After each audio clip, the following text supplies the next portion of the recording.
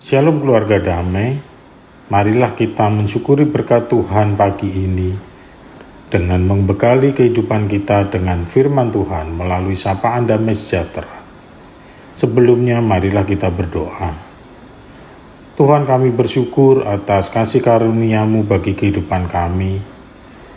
Kami bersyukur Tuhan, Kau turunkan Roh Kudus tinggal di hati kami dan menyertai kehidupan kami hingga saat ini.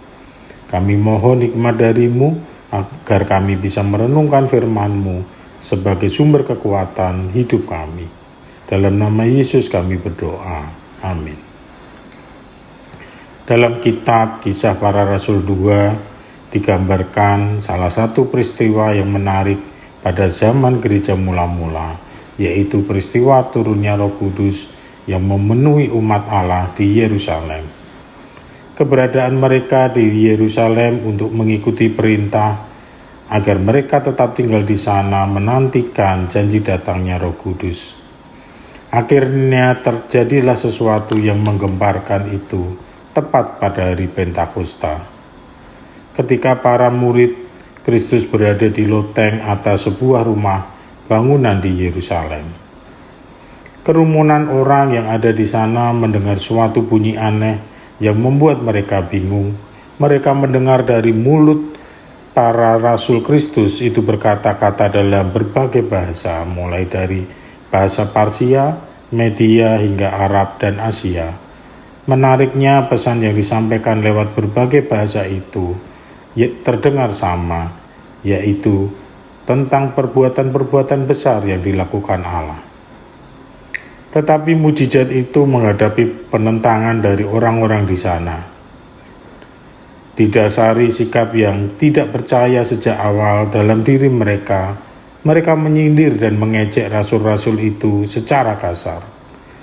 Seperti ayat 13, tetapi orang lain menyindir, mereka sedang mabuk dengan anggur manis.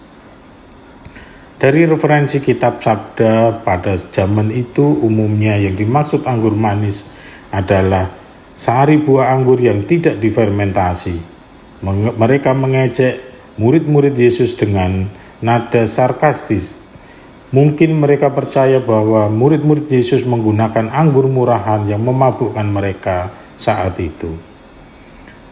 Peristiwa itu menggambarkan bahwa banyak orang tidak mudah menerima kabar baik atau kebenaran dari orang yang berlatar belakang lain yang berbeda, apalagi dari daerah atau bangsa lain, atau bahkan orang Yahudi yang memiliki keyakinan dan adat berbeda dengan para rasul itu, dan selalu sengaja mencari kesalahan ajaran Yesus yang dianggap menyaingi mereka. Maka kabar sebaik apapun pasti akan mereka tolak, bahkan sebelum mereka selesai mendengarkannya atau mencoba memahami maksudnya terlebih dahulu.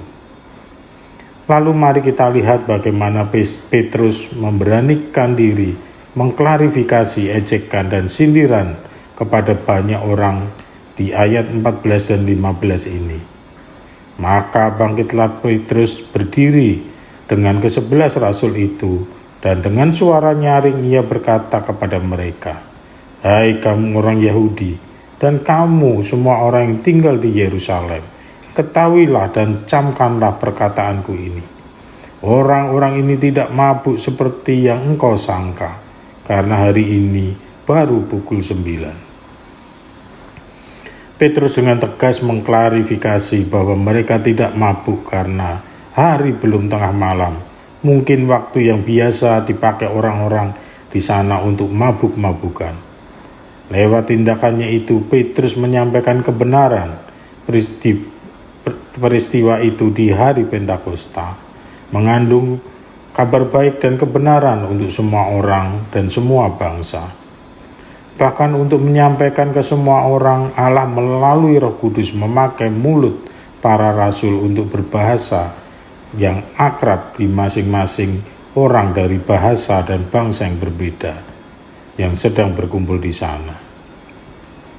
Keluarga damai dikasihi Tuhan, apakah kita pernah mengalami peristiwa seperti itu dengan hidup kekristenan kita? Hidup yang dianggap aneh dan berbeda karena kita yakin akan selamat dan mendapatkan hidup kekal hanya dengan percaya dan beriman kepada penebusan lewat penyaliban Tuhan Yesus. Beranikah kita seperti Petrus dengan lantang menyatakan kebenaran hakiki Injil, atau malah kita menyembunyikan diri status kita sebagai orang Kristen? Dalam beberapa kesempatan, saya sering menghadapi situasi seperti ini dalam kehidupan sehari-hari, termasuk di lingkungan pekerjaan saya, di tengah mayoritas orang-orang yang berkeyakinan lain. Namun saya belajar memegang teguh prinsip hidup bahwa saya bekerja dengan sebaik-baiknya saat berada dengan atasan atau kala tidak diawasi siapapun. Seperti dasar dari Kolose 3 ayat 23, apapun juga yang kamu perbuatlah dengan segenap hatimu, seperti untuk Tuhan dan bukan untuk manusia. Sehingga saya akan bekerja profesional dan memberikan yang terbaik kapanpun dan dimanapun saya bekerja. Saya menyampaikan prinsip kerja saya ini dalam beberapa kali pertemuan dengan orang lain, anak buah atau tim saya, dan yang banyak dengan keyakinan yang berbeda. Bahkan saya memakai dasar firman Tuhan itu untuk memotivasi mereka. Saya yakin dan percaya bahwa firman Tuhan ini, jika didengar banyak orang, akan mendorong mereka untuk bekerja dengan baik dan mendapatkan hasil yang baik pula untuk diri mereka dan untuk pekerjaan mereka. Di samping itu, saya juga berdoa agar mereka melihat kesaksian dari hasil kerja saya yang saya dasarkan pada Kolose 3:23 itu. Sehingga saya berharap mereka juga akan mencontoh firman Tuhan itu walaupun mereka tidak meyakini, tetapi membawa nilai-nilai yang baik bagi kehidupan mereka. Saudara-saudara terkasih dalam Tuhan Yesus, berita dalam hari Pentakosta pada jemaat mula-mula itu memang dimaksudkan untuk dipahami oleh seluruh bangsa, bahwa benarlah Allah sedang berkarya dalam kehidupan para rasul, juga para murid-murid yang berkumpul menantikan hadirnya Sang Penolong itu. Saat ini Roh Kudus sedang berdiam dalam diri orang percaya, termasuk Anda dan saya. Allah mengharapkan agar kita semua yang telah didiami oleh Roh Kudus dapat mewartakan perbuatan-perbuatan Allah yang besar, yang dimulai dari lokasi terdekat, di mana orang banyak mengenal dan mengerti bahasa yang dipakai. Keberagaman bisa dipakai Allah sebagai cara awal untuk memberitakan kebenaran Injil Kristus. Dengan perbedaan gaya hidup Kristen kita bisa menjadi daya tarik bagi orang lain untuk ingin tahu mengapa kita mengimani keselamatan dan penebusan Kristus. Janganlah takut berbeda dengan orang lain, asalkan kita tetap bersandar pada firman Tuhan dan kehidupan Kristus. Marilah kita melibatkan diri untuk bersaksi tentang perbuatan-perbuatan Allah dalam kehidupan kita. Inilah waktu yang tepat untuk memulainya, supaya melalui kita Injil diberitakan. Mari kita berdoa.